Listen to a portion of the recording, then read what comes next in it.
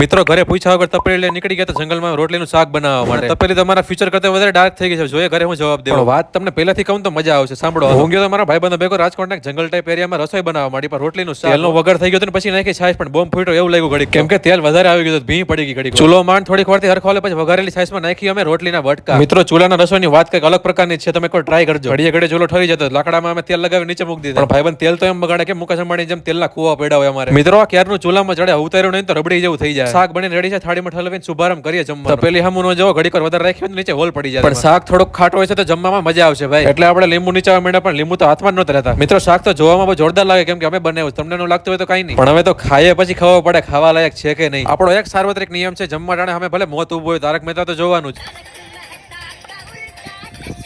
મિત્રો શુદ્ધ ગુજરાતીમાં કહું તો વાસણ ને કાઠિયાવાડીમાં કહું તો ઠામણા તો ધોવા જોઈએ ને. મિત્રો નદી બગાડતા નથી, છે તો રોટલીનું શાક, એટલે રોટલી પાણી મોગડી જાય, માટલી ખાય તો વાંધો નહીં કઈ. મિત્રો ઘરે પૂછ્યા વગર તપેલી લઈ આવતા